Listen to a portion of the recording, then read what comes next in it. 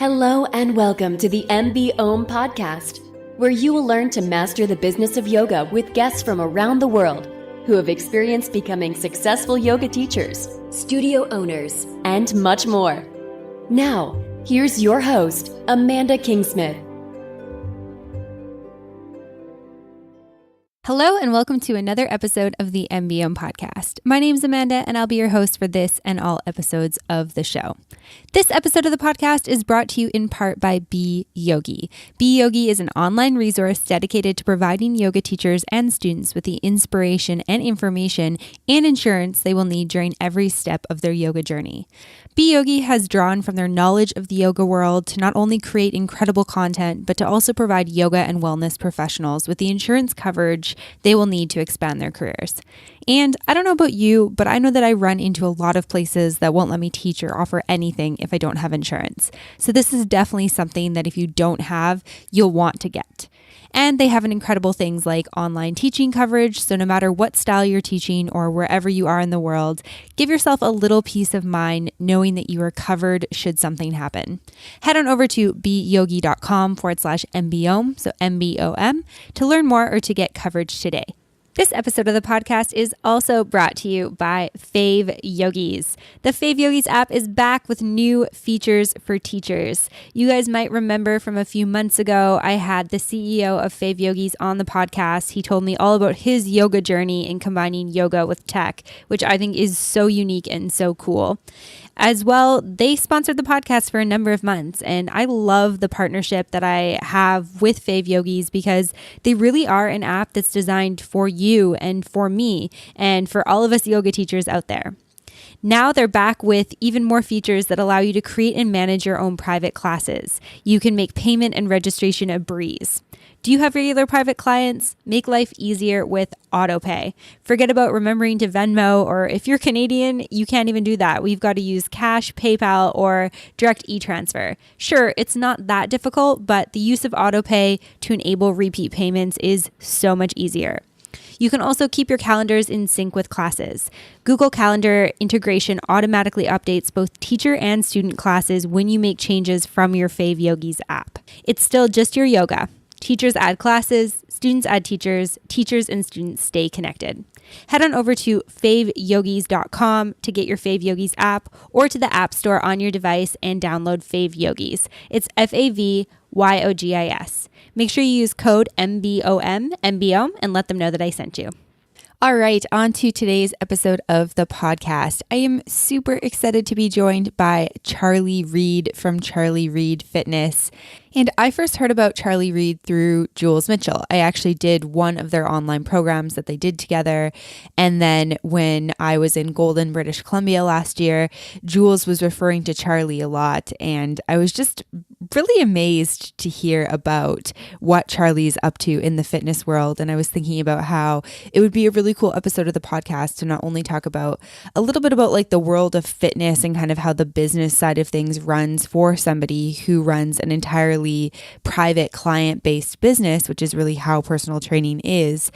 And then also talk about, how the world of weightlifting is really important for us as yogis and yoga teachers. So I had the opportunity to talk with Jules earlier this year. Hopefully you guys have had a chance to listen to that podcast episode. It's super awesome. We kind of dive a little bit different from her normal episodes where we'll talk more about like biomechanics and stuff. And we talk about her business and running workshops and trainings around the world, which was super awesome. And then afterwards, we were talking about Charlie because Charlie's going to be out in Golden with her this year for a workshop that I will tell you about in just a second.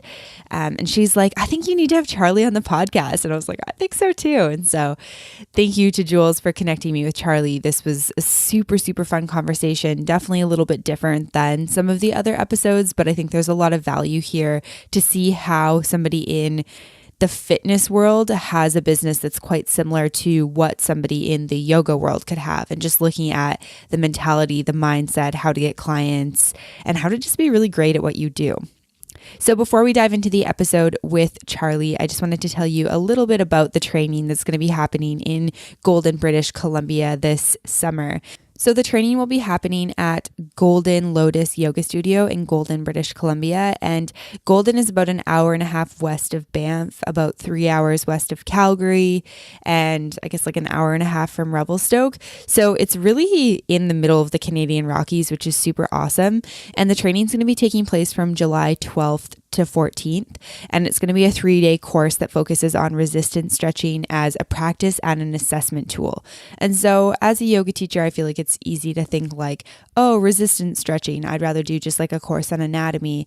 But the idea of understanding how stretching techniques can be used in passive methods, as well as how to make like safe and effective hands-on approaches to mobility and control through range of motion is like exactly what we do as yoga teachers. And I know for myself as a yoga teacher, there's a lot of time where like I'm teaching a class and I'm also obviously observing the students, and there's things that are just happening that I don't either have time to address or I just don't really understand exactly what's happening in the body. And I can speak from doing Jules's training, which was a little bit different, but from doing the 3-day training last year, she just has so much knowledge of the body and how the body moves really uniquely person to person.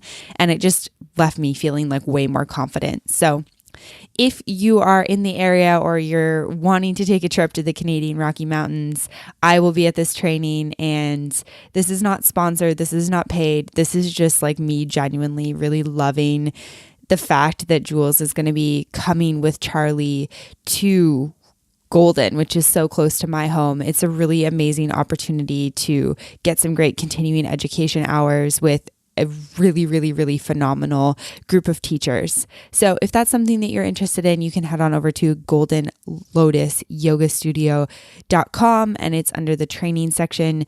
You can read all about it. You can reach out to Christy, who's the owner of the Golden Lotus Yoga Studio, and she can give you more information and that sort of thing.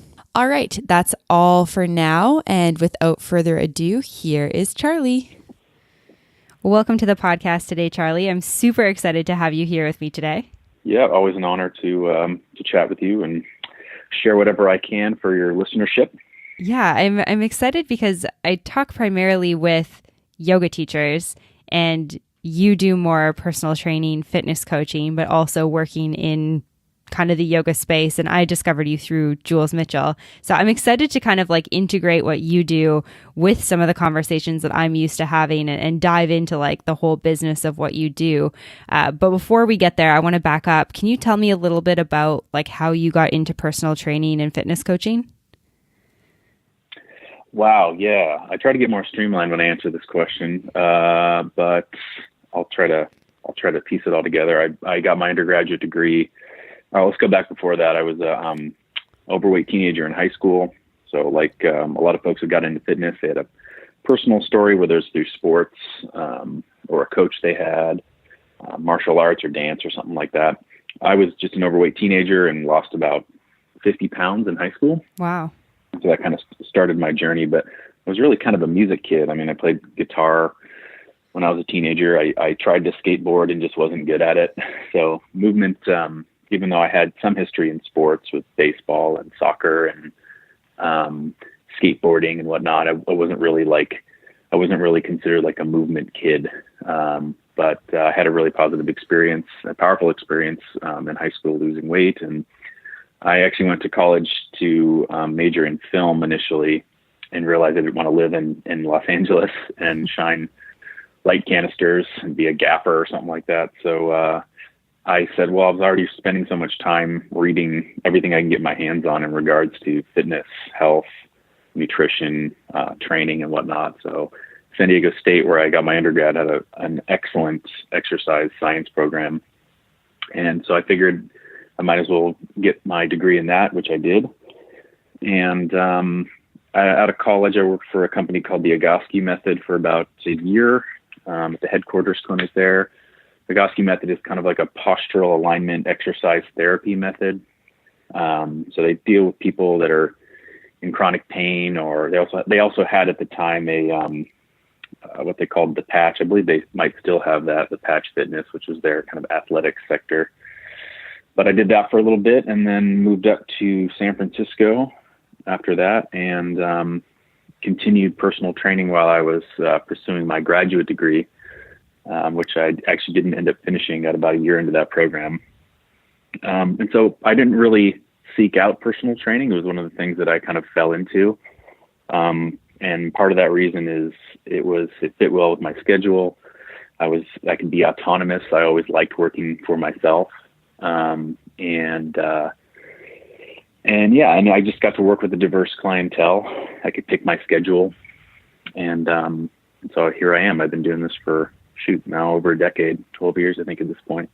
Wow, that's amazing. I think it's always interesting to hear kind of people's backstories with that. And it is interesting to hear that it wasn't something that you learned, I guess, particularly like searching out, yet it's something that you've stuck with for, 10, 12 years. Yeah, I think a lot of life is just oftentimes it's a collection of mistakes that we capitalize on. And sometimes we just fall into things and figure things out as we go. I think personal training for me was something that I always kind of was doing on the side. And so even throughout college, I would personal train on the side. And I just kind of fell into it more and more. And I got to really make it something of my own. I think that's another appealing element to training was, I could make it what I wanted, really. And so I just kept going with it, and it just seemed to stick. Yeah, absolutely. I love that. And I guess, so I don't have a background in personal training. When you get certified to personal train, then can you kind of take that and you can build like your own programs from that, or what's it kind of like once you're certified in terms of actually like working with your clients? Well, it depends, I guess, on your employment. If you're an independent personal trainer doing your own marketing and working with your own clientele that you seek out, and you can pretty much do whatever you want. If you're working at something like a commercial fitness club, they might have their own standards in regards to how they want you to conduct business or what type of modalities or systems they want you to use. I know some clubs are more strict than others in regards to what they allow their trainers to do, which might be arguably better for beginner trainers to at least have some kind of system to latch onto at first, because it's obviously a vast pool to dive into. And if you don't have a system to organize yourself, it can be a little overwhelming. But to answer your question, not really. I don't think you really have to have a lot of structure unless your employer requires it of you. It's pretty much a Wild West still in the personal training industry. Which I guess is good and bad. Like, it's good if you get somebody who really knows what they're doing, who's spending time building programs like that are fit for their clients' needs, but then bad in other ways.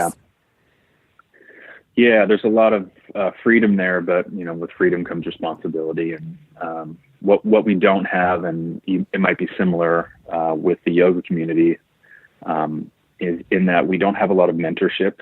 So when I look at the strata, the hierarchy of education, I look at mentorship as the top of the top. So having a good mentor to bounce ideas off of and help you to really distill the information that you're learning. And of course, the lowest end of the hierarchy would be something like an article in a magazine or something, something that you read in Men's Health or Shape magazine or whatever else is out there. Mm-hmm. But I think it's good and bad.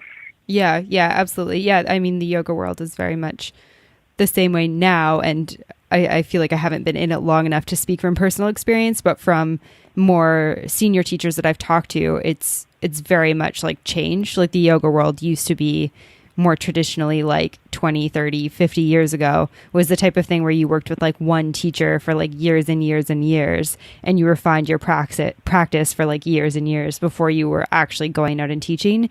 And now it's like people just choose these teacher trainings, and then they spend like 30 days doing teacher training, and then they're a yoga teacher. So, I mean, obviously, in order to scale something, you have to have like less one-on-one. But I mean, it's an interesting conversation for sure, because it's like good for some people, not great for others. It's good in some ways, it's not great in other ways. Like, it's one of those things, I think, where there's like pros and cons to every side that you look at it. Yeah, I've sidelined conversations about yoga in the West, and I think a lot of it is just a slave to our cultural we're trying to jam our, an Eastern culture into a Western one. And I think there's challenges with obviously, yoga is now a big business, and we're trying to educate people and create products. And so, as the machine starts to churn, we start churning out more yoga teacher trainings, or in the personal training sector, we have, weekend certifications. There's practically a new one that pops up every week, some acronym of a system that somebody's trying to sell.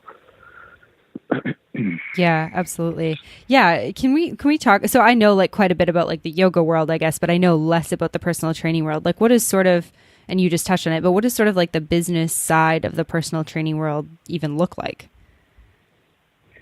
Could you be more specific? Yeah, absolutely. So it's if you kind of finish a personal training certification, so there's a base level, I'm assuming, that you have to get, and then from there, what do people start doing? Do they start teaching in gyms and getting private clients, and then getting more certifications from there? What does it kind of look like in that regard?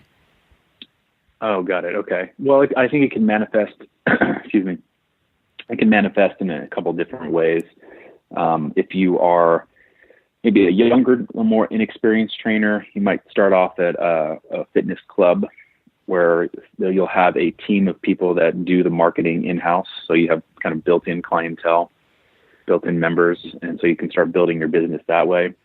Some people and it's actually a lot of people in personal training, get into the field as a second career. So maybe they had already had an established income. They're kind of had a moment where they're like, I don't want to do this anymore. So they get into personal training, and either they're doing it as a side job because they've made their money, or perhaps their spouse or partner is the breadwinner, and so they have the freedom to kind of build their business slowly over time. So that's another option there. So it really depends on kind of where you're entering the training sphere. But I would say for a lot of personal trainers, they typically start at a commercial fitness club, 24-hour fitness, Crunch, Equinox, something of that nature, and then build their business from there. And then from there, they can either stay within the club or go private to a boutique studio, a private studio, which really kind of functions like a barbershop or a salon, where you would rent a chair. So the trainer, in this case, would pay to use the space hourly or on a monthly fixed plan for their clientele, and they would just bring their clients there. But the gym wouldn't necessarily provide clients for them. They would have to do their marketing on their own. So there's benefits to being in-house in a commercial gym where you're an employee, because they can get clients for you. You just have to sell them. But if you're an independent contractor, now you have to wear a few more hats, meaning you have to do all your own marketing. You have to handle all your own business stuff. So again, I guess depends on, what environment you like to be in, what environment you're comfortable being in. Mm-hmm. So yeah. Did that answer your question? Yeah, absolutely. And I see a lot of parallels with the yoga world, which is not surprising, but also interesting to hear. And so I'm curious, with your career, so you started out kind of while you were in college, and then did you have a full-time job doing something else and personal training on the side, or did you just immediately decide to personal train full-time? I worked at the Egoscue Method in Del Mar, so I was working as an employee there. And when I left, I came up to graduate school, so I was kind of training part-time while I was getting my graduate degree. And then when I left the program, I just upped it to full-time. And so I really kind of spent my time building up my business full-time after that. And I worked in which is now Equinox, but it was the time it was called the Sports Club LA on Market Street here in San Francisco. And so I kind of built up my clientele from there. And then when I had enough clients, I decided that I wanted to get out as soon as possible, which is not uncommon for personal trainers, because major clubs take about 2/3 of your pay on average. And they don't really provide a whole lot of incentives as far as health benefits. They don't really do much for you other than get clients for you. And I never had problems getting clients. In fact, I built a business during the peak of the recession in 2008. And so I figured, well, I don't really want to spend time in a commercial club anymore. So I found a boutique studio and started bringing my clients out, and some of them followed me, some of them didn't. And it takes time. I mean, it depends on where you're at. Obviously in San Francisco, there's a lot of people with income to pay for a personal trainer, but we also live in a dense urban environment. So there's a lot of opportunity, there's a rich pool of clientele to draw from. And that might be different if you're perhaps in a suburb or in a more rural area. It might be harder to build a business just by nature of the environment that you're in. Mm-hmm. Yeah, no, absolutely. And I think it's really interesting that you were able to keep your business, like build your business through the recession. What do you feel like was what was it that kept people coming back, or that how were you able to get like new clients when, nobody's spending money on anything that they don't need? I think about that too. I think part of it is, if I had to look back on it now, because, everybody should look back every year and kind of see like what they were doing well at and what they were doing poorly at. And I certainly think I was, in my opinion right now, I don't think I was a very good trainer back then, but hindsight's always 20/20. I think part of it is, I've always been very patient, and I've always been a very good listener. And I think that's a quality that is harder to find, or hard to find in really any one-on-one profession, whether it's, counseling or coaching or training, et cetera. So I think I had that to my advantage. And I also had a specialty because I was coming, I think, with a little more education going into personal training than maybe some other trainers didn't have. And coming out of the Egoscue Method, I kind of had this niche for working with people who are dealing with chronic pain. And so I think part of it is during the recession, certain trainers are going to float to the top and certain trainers aren't. And a lot of times it's just going to depend on how much the client really values the service. If it's just working out, to get 6-pack abs, that might be more of a luxury item versus I need to work out because if I don't, I hurt and I can't do the things I want to do in my life. Mm-hmm. And so that probably played into a little bit more of why people stuck around, because I had a knack for just taking on harder cases that other trainers just weren't willing to take on. Gotcha. Yeah, that definitely makes sense. I think it's like a reminder that like having a niche in any industry that you're in, I think is really beneficial. Like having something that you're really good at that maybe other people aren't necessarily as good at, or maybe they're just not specializing in it. That might be a better way to put that.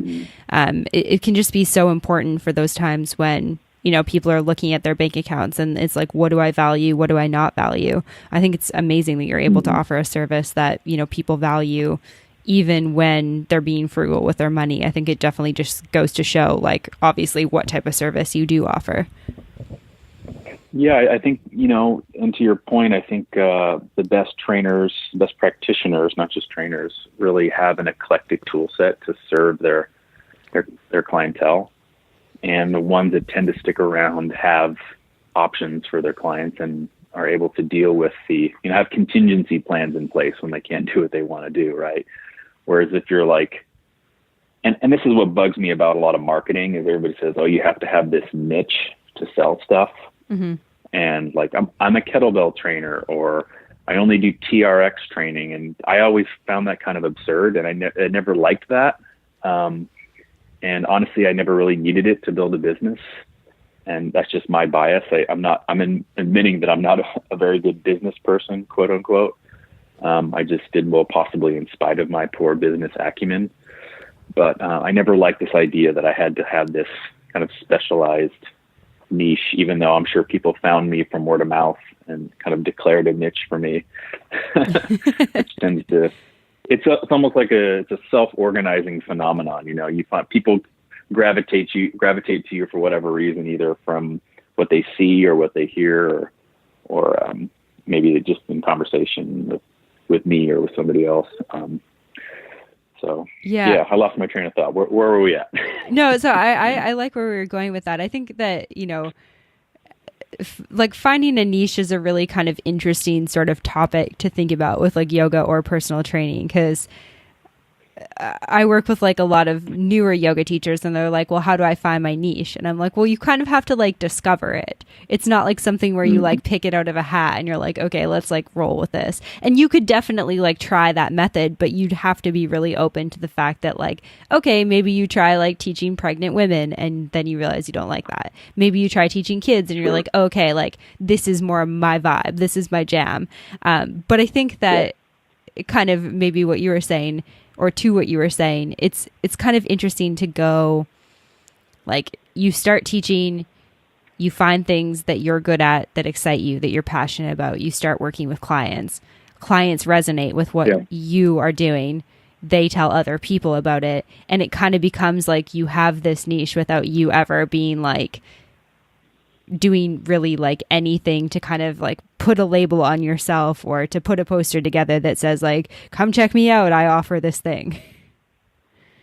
Right. I think it's different for everybody too. I know some people really want to specialize and they really like only doing one thing or having one specific kind of clientele they want to work with. I liked the diversity of it, and I liked having a range of different people to work with. And really my number one criteria for working with people is just coming with a good attitude and good energy. If you're a jerk, then I don't care what you want to do or how awesome you are, It's just about working with people who want to get better and bring a little bit of fire to work with.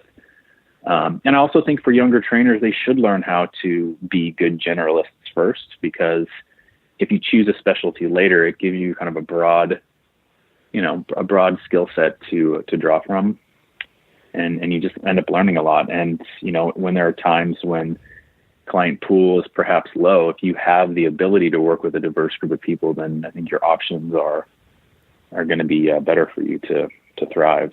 Mm-hmm. Yeah, no, absolutely. I definitely agree with that. And so one thing I think that's kind of interesting about like sort of the fitness space, and I think that this relates really nicely to yoga teachers in a lot of ways, especially people who have private yoga businesses, is that it's often the case that somebody's not going to work with you forever. Like they're going to come, maybe they like buy a package or something, or maybe they do a couple of months or maybe even a couple of years. But it's kind of about like managing how many clients you can take on, how to find new ones, when like somebody's leaving, like how do you kind of manage that whole aspect of the business? Because it feels like it's always kind of a little bit of like a revolving door in some ways. Like, and some people are, staying in that door for a while. Some people are like getting out and coming back in later. Some people are like just getting in and coming out right away. Like, how do you manage all of that in your personal business? Yeah, I don't know actually, because I've never had that experience. I have a really, really high retention rate. And so maybe this is not really a fair appraisal for me, because like I have the opposite problem. I have a hard time like getting rid of people. You know what I mean? I feel like I work with people for a certain amount of time and then I'm ready to send them off or refer them to another trainer or somebody else who I feel like would continue their journey for them. But I've heard that before about trying to figure out lead generation and constantly updating your, website and, managing SEO and all these words I don't really understand to get people to come to you. And, I don't really manage that, to answer your question. Mm-hmm. It just kind of happens organically. And I think when you build a business, at least in the one-on-one training space, the business should keep running itself. In my opinion, if you're doing good work, because people are going to know who you are and people are just going to talk. And also the best clients you're going to get are usually people that are referred to you by word of mouth. And you probably heard that too. Like the best referrals are always word of mouth, in my opinion. Yeah. If you're doing like promos and Groupon deals, and I've done that in the past, and it never usually churns out people that are going to be people worth working with a lot of the time. At least that's been my experience. And I would say my greatest asset is in regards to continuing to build a business is really networking and having a really good and constantly grooming a really good referral network. Because it's something that will change as you evolve and people move and you get new people coming in. So my business has really been built and maintained by word of mouth and having just an awesome referral network of allied health professionals that get what I do. I get what they do. We have really good cross collaboration or interdisciplinary integration where we have a dialogue with the people we work with. And that just keeps feeding the circle. And these days, now that my schedule is, I've had a wait list for years now. I probably refer out more than I take people on. So I have a funnel through my screening questionnaire when people come through my website, and I kind of figure out, we have a conversation and I figure out if we're a good fit. And most of the time they're not a good fit for training for me. I probably would refer them to somebody else. But that's just kind of the stage that I'm at now in my training, and everybody's got their own journey and kind of where they want to be. Yeah, no, I mean, I think that that's amazing. Like, clearly you're doing good work having a wait list. I'm sure there's people listening that are like, damn, tell me your ways. It sounds like it's coming down to like the service you offer. Like when you offer a service that is so great, it's like people don't want to stop working with you. Like, even though you're like, okay, like fly, little birdie, like you're fine on your own now. They're like, nope, I want to keep giving you my money. It's funny because that's my own personal problem is I have to learn how to actually push people away more. Probably need to get better at that. But honestly, people appreciate that. They really value honesty, and telling somebody that you're not a good fit, or I think you would be better suited with this person, is like the best gift you can give them, because then they might come back later when they're ready to train with you. Or, and we see this with people that come to me. Sometimes I'll get referrals from people that think I'm a miracle worker, and they'll be like, oh, this person's had like 3 disc herniations and they have all this shooting pain down their leg. Go see Charlie. And I'm like, no, you need to see a medical professional and work with them for a little bit. I appreciate your enthusiasm and think that I have that much of a skill set, but I'm not a medical provider. I work closely with the medical community. And I'm not trying to, step outside my bounds there. There's certainly a time and a place. And I think we need to encourage that amongst trainers too, that we're trying to make people stronger and more resilient and move better and move well and move often. But we also need to understand the value of the neighboring disciplines like physical therapy, chiropractic care, maybe a good nutritionist, maybe referring them to their doctor if they're morbidly obese. If they're having issues sleeping, that's a big thing for me, sleeping and airway. If they're not breathing and they're not sleeping, then forget about fat loss, in my opinion. So I have that all laid out in my screening questionnaire, because I've noticed over the years that, exercise, even for fat loss, exercise is not a good tool for fat loss, which ends up shocking a lot of the lay public, because they've been told for years that to lose weight, you need to exercise. But actually, exercise is a much better weight maintenance tool. And really, as we know now, that weight loss is really about, for me, it's about nutrition and stress management and sleep and those other categories. So when I look on how to make change, I look for the biggest things that are going to have the biggest effect. And exercise is not at the top of that order for me. Yeah, no, that's super interesting to hear. And I also really like what you're talking about like collaborating with people that are in kind of like in your network. Like, I feel like often, I mean, I only work kind of like, I guess, in the fitness sphere, so I'm sure this happens in other industries as well. But oftentimes I find there's like more like competition as opposed to like collaboration, like between yoga teachers, between, maybe like fitness coaches, personal trainers. It's like, oh, I need to like all these clients. And I think that it is really important to work with other people who have a different scope of practice, and knowing what our own scope of practice is really important. Like, I'm not going to sit here and pretend that I can do like the things that you can do, like it's just, it's not going to help the person. And I think that it's really important for us to be able to recognize when it's outside the scope of what we can help somebody with. And when it comes from the business perspective, I think people often think of business as being like, oh, like money, money, money. And sure, money is a part of that. But I think that on a bigger scale, being able to see that you can't help somebody and send them somewhere else is really like, that's good business. Yes, I agree. That's a good way to put it. Hey, yoga studio owners. I'm guessing you probably opened your studio because you love yoga and want to help others live longer, healthier lives. And you probably want to make a living at it, right? But if you're like many of the other studio owners I know, reality has started to creep in. You're discovering you have to wear all the hats to keep costs down. You're the owner, you're the teacher, you're the accountant, you're the marketer, and you're the salesperson. And instead of making a healthy profit, you're living paycheck to paycheck, working long hours just to keep the lights on. Your personal practice has fallen off because there's just not enough time in the day and you're exhausted. You've tried every kind of marketing under the sun, but nothing brings new clients through the door. And you didn't start this business to twiddle your thumbs. Well, I want to tell you there's a better way. I want to show you how to stop working so hard, bouncing from one thing to the next and trying a bunch of stuff that you've seen on the internet that just doesn't seem to be working. If I give you our complete system that will help you get a minimum of 10 to 20 new students every single month, would that be worth a little bit of your time? Here it is.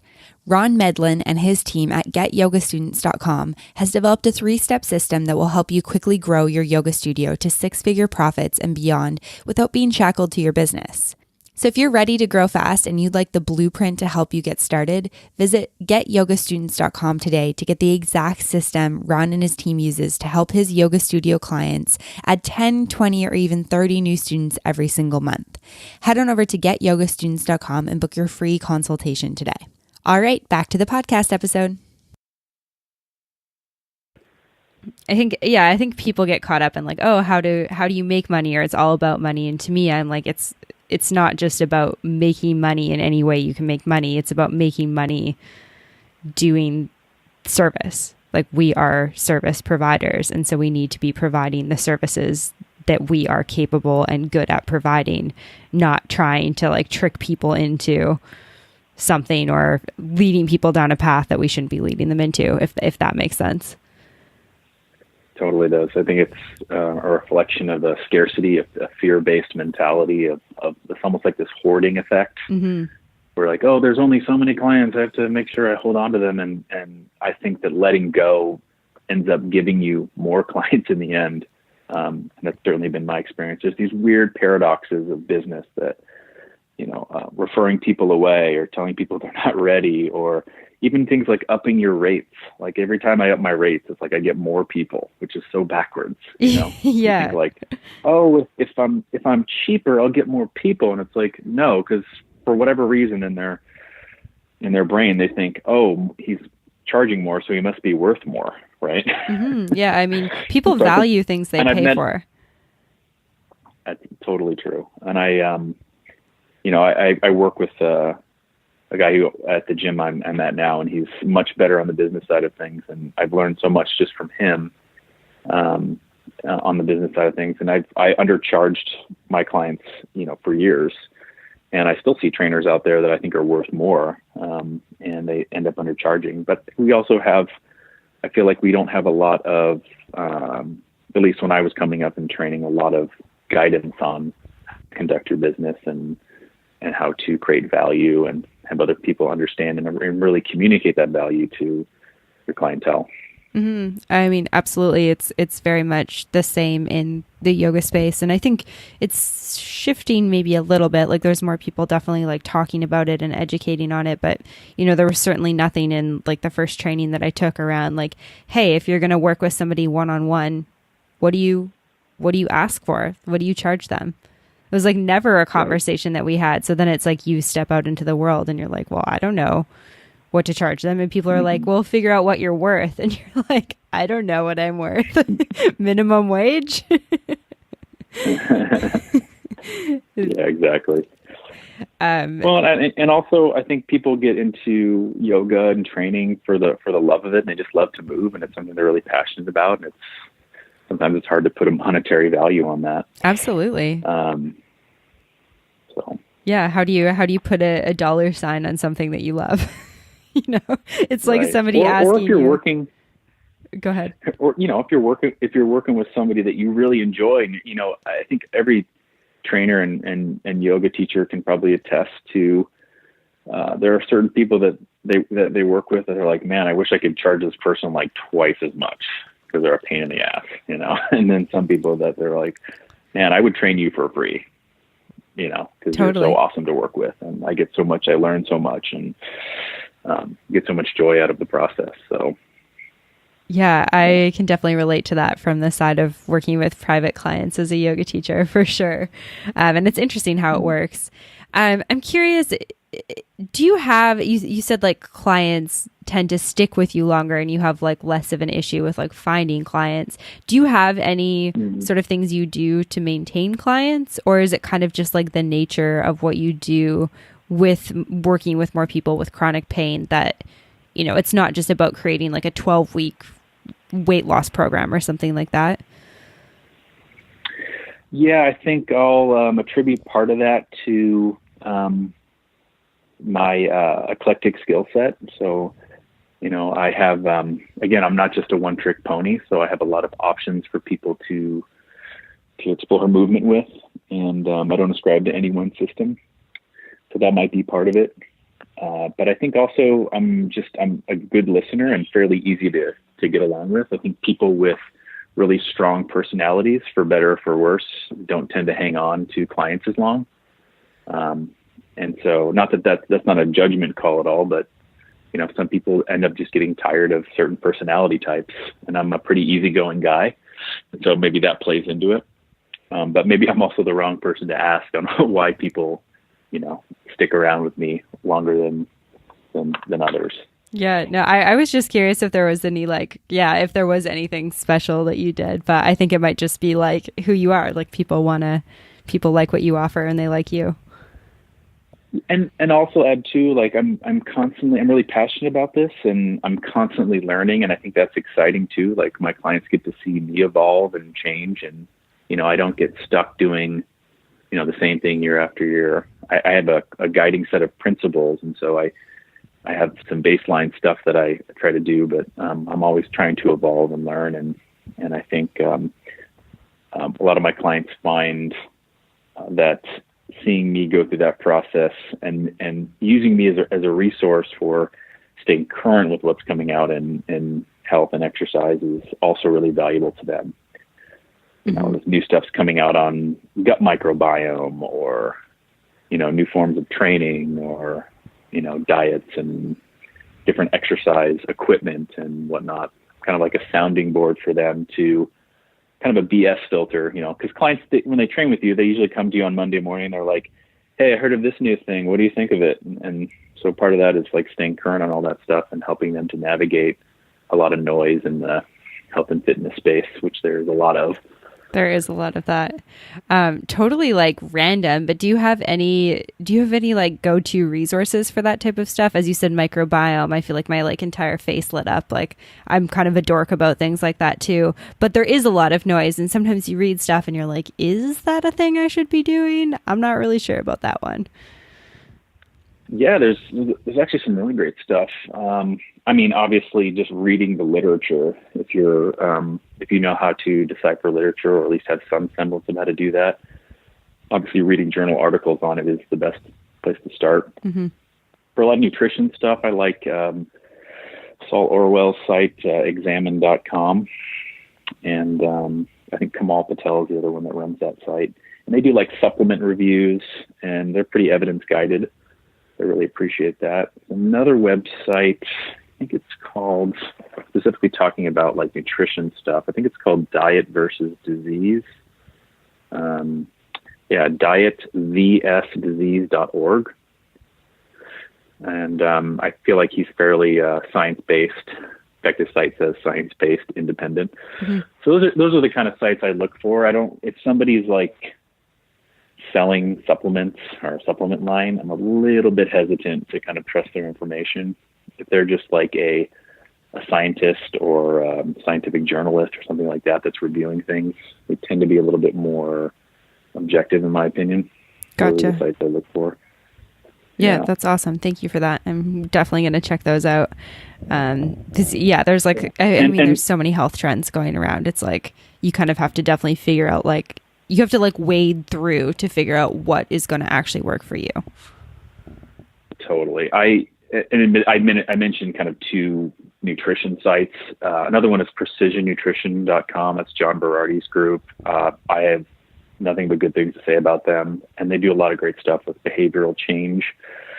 But to be honest, I actually, like, secretly or not so secretly, don't like nutrition. Like, it's not my thing. But of course it's part of my work. So I make sure to surround myself with information and people that I feel like are credible to do the legwork for me. Cause it's just not if I had my choice, I just don't really care to spend a lot of time in that space.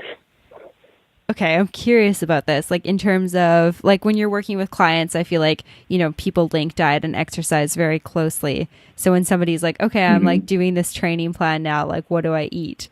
Where do you kind of take that? Well, yeah, a lot of the needs of people are fairly basic. And it goes similarly for training, especially with the population that I work with. If you're working with athletes that need some, very specific custom tailored information. And even then, a lot of athletes just need to master the basics too. I know that that's kind of thrown around a lot. I give them basic guidelines. And then if I feel like they need fine tuning, again, I go back to my network. I have a nutritionist that I refer people to if I feel like they need somebody that's beyond my expertise, or feel like, I also only have so much bandwidth, right? So if I see people 2-3 days a week, if I don't have time and they have the money and the time to do it, I'd rather just team up with somebody and attack it from all angles. So again, it depends on what resources I need to draw on based on the bandwidth that both I and my client have available at the time. Mm-hmm. They're like, Charlie, I really can't afford it. And I'm like, okay, well, here's some information. And then they need to do the legwork. And so I'll recommend some resources, either articles or books or online programs or whatever it is. So I feel like always having an option and tiers of information is good to have on hand for your clients, whether it's something simple like an infographic. Like the Precision Nutrition folks have excellent infographics on just basic things like meal composition, how to construct a meal, and hydration and basic things like that. Because a lot of people, they really just don't know what a portion size of protein, for example, looks like. You'd be surprised how, or maybe not so surprised, how nutritionally illiterate a lot of people are. Mm-hmm. Yeah, absolutely. Yeah, no, I love that. Again, like having people that you kind of know of in your community that do, good work in that sector. I also like the idea of having like infographics on hand. Like, I think that those are the types of things that kind of just like elevate the experience that you're giving people. And I actually think it's interesting. This is not uncommon with my podcast. Like, people will come on and they have these really brilliant businesses, and then they're like, I'm not business minded at all. But there's all these things that there's all these little things that they're doing that I'm like, okay, yeah, I know why you have a good business. So. Well, I wonder too, maybe you have more insight on this, but I wonder too if, especially with the internet, because there's just so much like internet marketing, I wonder if the public is just changing their perception of like business, just kind of giving them a bad taste in their mouth. Mm-hmm. I shouldn't say business, like a lot of the more guerrilla marketing tactics and, YouTube sensationalism and things like that. Oh yeah, absolutely. I feel like I had an experience. I'll share a quick story. I had actually 2 or 3 just bad business experiences in 2018. It started to really make me think about this fast-paced kind of marketing tactics. I purchased an electric bicycle like 4 or 5 months ago from a company in San Diego, and it was a classic just cart before the horse situation where I feel like this company had grown really, really fast and hyped out a lot of like content. Like, they're all over YouTube advertising these e-bikes, and the bike ended up being a total lemon. And it took them 4 months to refund my money and have the bike returned, but they had no contingency plans. They had no mechanics up here to repair it. They had no way of diagnosing it. Even the mechanic that they finally found to come out to my place and fix it had no service manual, because they hadn't put up an adequate service manual on their website for the mechanic to fix it.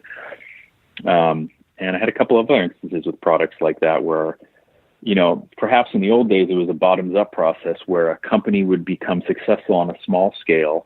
And then when they were like, okay, we're really good on the small scale, now we're going to spend the money on a big marketing push, get more people behind us, get more employees, and then push the business forward. Whereas I feel like now and I'm going to kind of link this to training too. I feel like trainers, they get a certification, and instead of spending time getting really good at their craft, they spend all their money and time on like a amazing website and like marketing techniques and, you know, making this internet and Instagram and Facebook presence.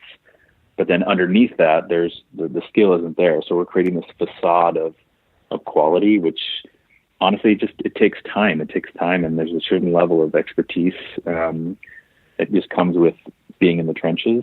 Mm-hmm. And so I feel like it's more of a top-down way to do business than a bottoms-up way of doing business, if that makes sense. Yeah, absolutely. I completely agree with you. And I think that like the world is so fast-paced. Like I think there's a stat where if a web page doesn't load in like 3 seconds, we are frustrated, which makes me think about like people coming into new industries, and it's like immediately you want like 2 million followers and, you know, 7 sold out retreats a year. Or in personal training, it's right. Like, okay, like where are my clients?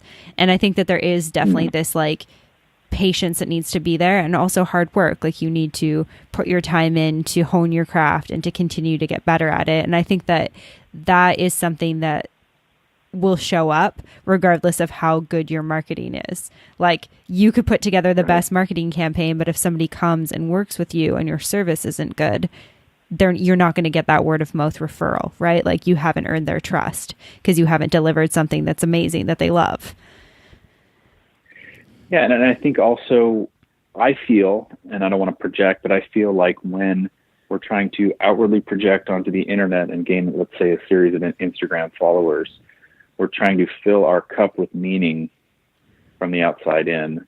And really what we should be encouraging or should be putting light on is the value in the service itself. And it's so precious. It's so valuable to be with somebody one-on-one and actually like help them change and see those aha moments. Like I live for those aha moments when my clients just like get it. And it doesn't happen all the time. You know, I always joke that like on my worst days, I'm just like a whistle blowing, you know, rep counting trainer. And on my best days, I feel like I'm like an inspiring coach, you know? And I think people that say like, oh, I'm this amazing coach every day, clearly hasn't been working in the business very long, you know? Right. They're just good days and bad. And it really depends on what and how people present to you each day, and being able to ride the tide out is part of doing business. It's not all glamorous all the time, but that's hard to see when everything on Instagram is just posting this fanfare. Yeah, absolutely. I completely agree with that. Kind of what you were talking about with the electric bike. Have you seen the Fire documentary on Netflix? Or I was going to reference that, but yes, I saw the. Yeah, it's the classic Fire Festival move, right? Like the millennial business guy who's like, no, we're going to put the best festival ever, but I never did one. But like, I'll pay somebody to do it in 4 months, and then he consults with the event folks, and they're like, this is going to take at least 9 to like 18 months to do, or whatever it was. And he's like, well, we don't have time for that. Yeah. That's kind of like an extreme version of, I feel like, how a lot of businesses are conducting themselves now. I mean, not to that degree, but they're kind of very extreme example. I've even returned, 2 other examples. I returned an exercise product I purchased last year. It was an exercise library, and I got it because I wanted some quality videos to send out to clients for homework. And I literally got this 3-page PDF document with hyperlinks to iPhone videos that she filmed with no editing.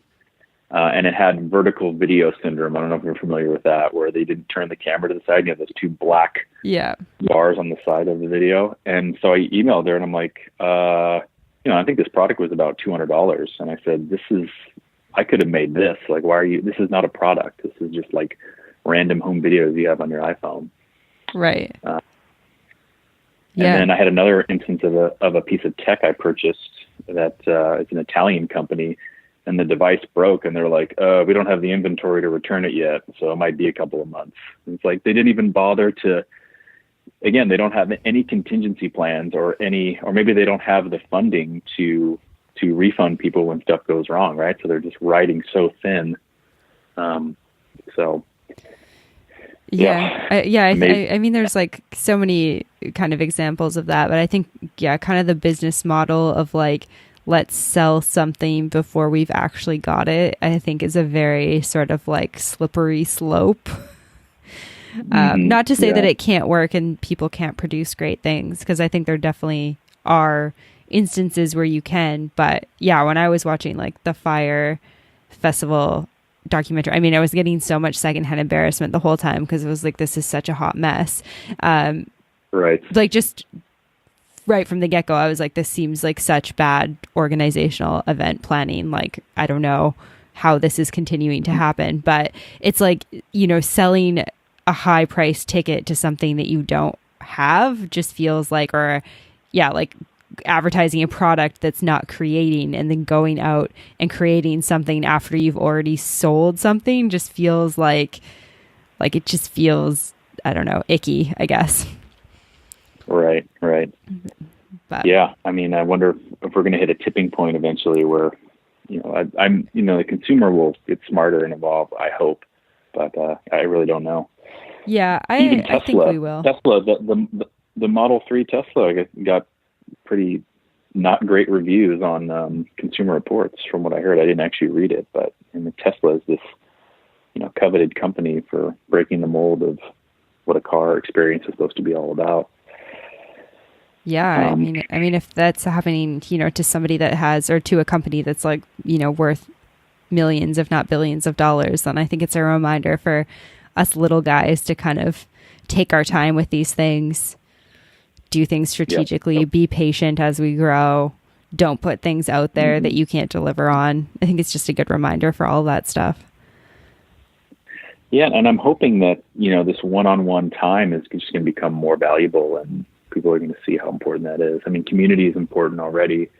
But I take a lot of pride too in being a sounding board for my clients, but also to help them give them peace of mind just to navigate through, a seemingly insurmountable amount of information. I feel like that's what, like, a good doctor would do that, hopefully, with their patients. Don't worry about this stuff, don't worry about this stuff. And I feel like if clients come to me and they're concerned about something, or, they hear about something that's like the new hottest thing, and I evaluate it and I'm like, you know what, right now, you don't have to worry about that. Worry about these two things, or this thing, Mm-hmm. And I know I would want that if I were being coached. Like, I would come to an expert and a coach and be like, I'm a little overwhelmed. I don't know how to navigate this. And, I had a similar experience with a financial planner I came to for, my wife and I to kind of organize our finances. And, I'm not like a financial, I'm not very financially adept either. I just kind of figure things out as I go. So I hired a financial planner to help navigate. And that's what I depend on them for. Is a good one should be able to help me navigate what's useful and what's not. Absolutely. I completely agree with that. I really love all of that. And I definitely feel like, I feel like you've got some good like business knowledge. Just going to throw that out there. Well, thank you. I've never been told that, so that's a first for me. Okay, well, I'll go ahead and be the first then. I'm curious, can we switch gears a little bit? And for the last couple of minutes, I'd really love to talk about kind of this idea of like in the yoga community specifically. Like, I think that a lot of yogis, yoga teachers, and I don't want to like generalize and stereotype, but there's a lot of them that primarily do yoga. And I found for me in my own personal body and my own personal practice, having a practice outside of yoga has actually made my yoga practice a lot better. Like getting in the gym, learning to lift weights properly, doing things like pushing and hanging, the things that we don't do in yoga have really, really improved my mobility, my flexibility, and my strength. So I'm curious, can we talk a little bit about like the importance of integrating a strength training practice in with yoga, kind of from like your perspective on it? I would love to. This is really the genesis. A lot of what you're talking about is the genesis of Jules Mitchell and I and our relationship, and what we've been doing with our courses, our online courses, is really trying to bridge the gap between the yoga and the training community, because Jules and I share similar philosophies from differing backgrounds. Jules obviously being in the yoga world, me from the strength and conditioning world. And I think about this problem a lot, and I'll kind of open it up into a broader, like, sociocultural perspective. I think the problem with our culture is that we tend to silo or have like separate industries, and then people become so myopic, or let's say they were personally changed by something, like they were injured, had a back injury, went to yoga, it helped their back tremendously, and so they keep doing yoga, right? And they keep doing yoga harder and more frequently and for longer.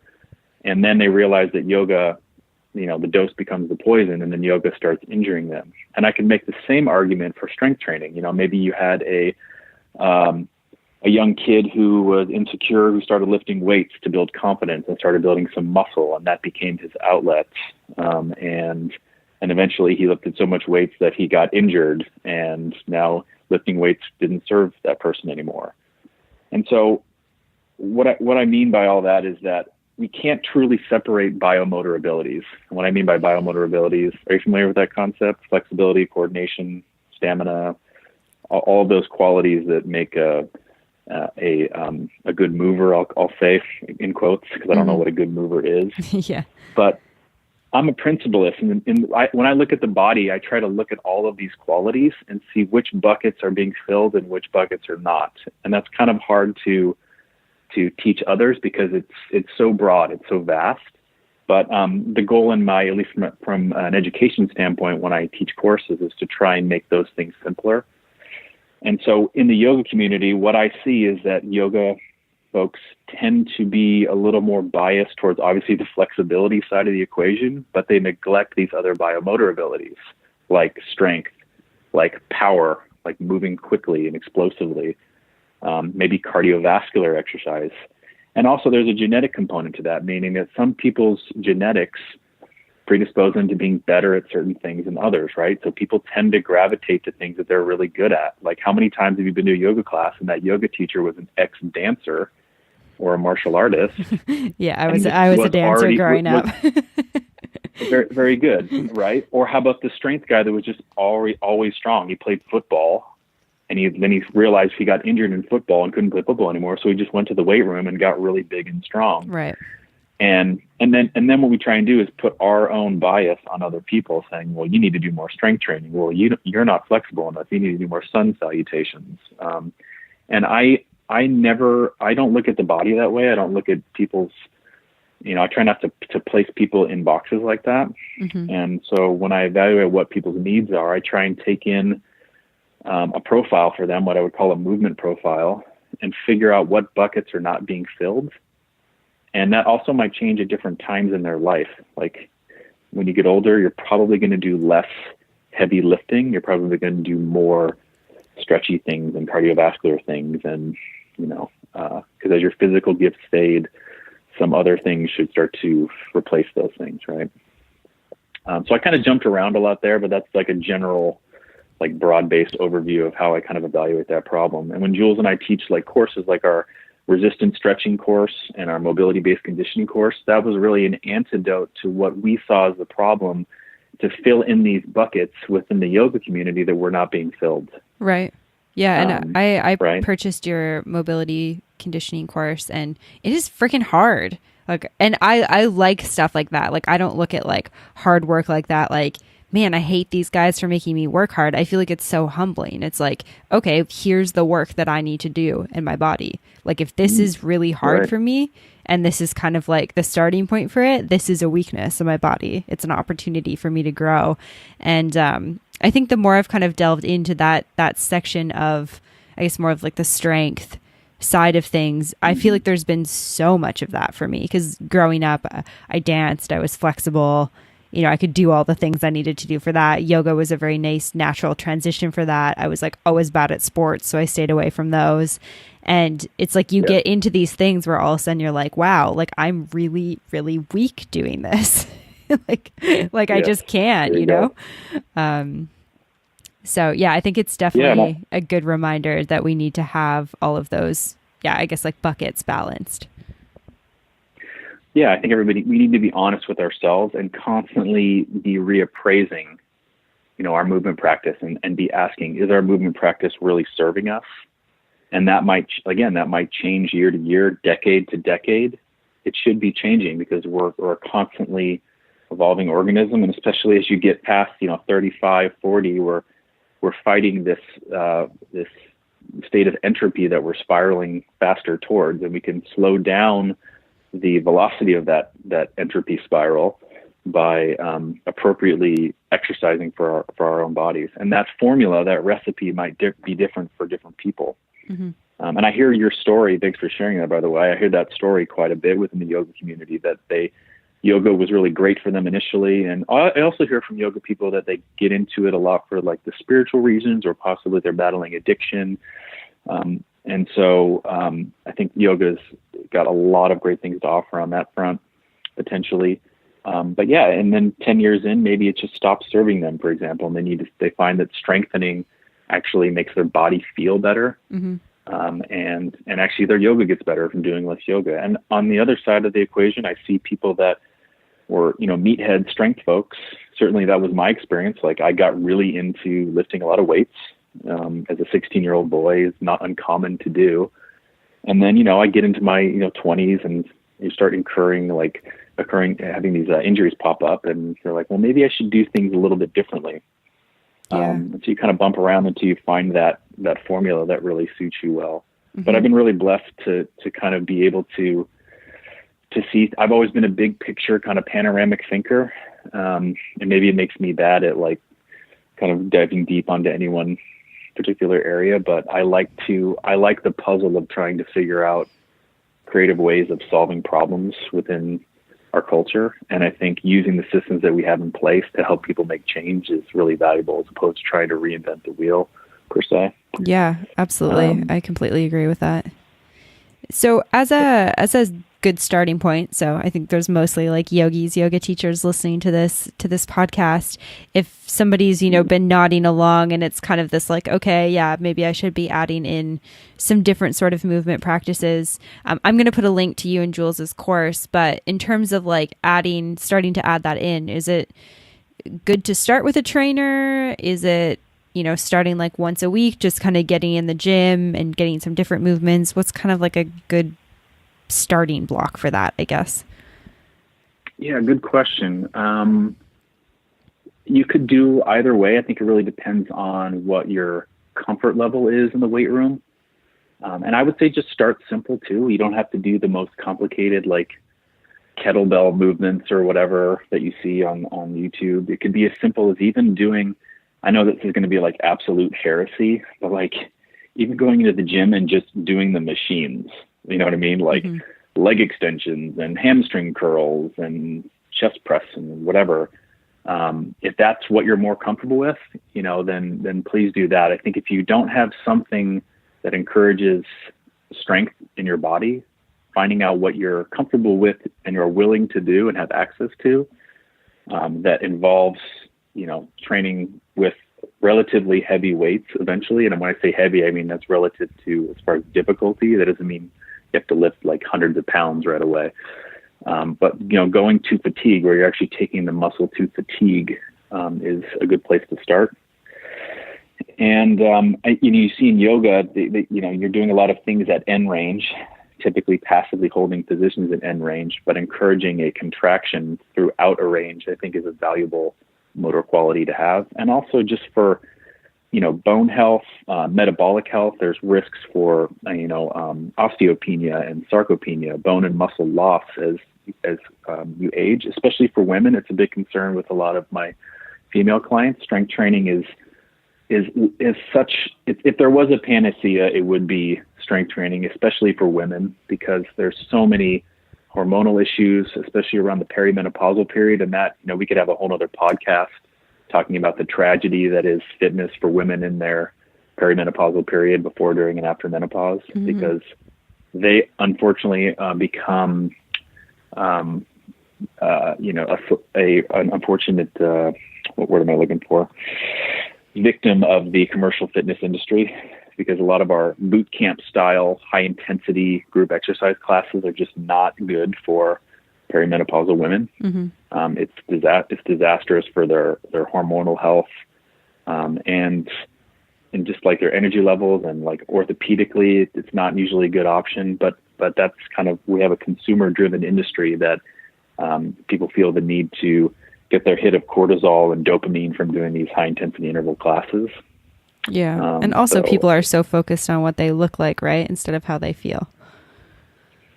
Right. I think, that's exactly right. But what's ironic about that though is, doing, or maybe ironic is not the right word.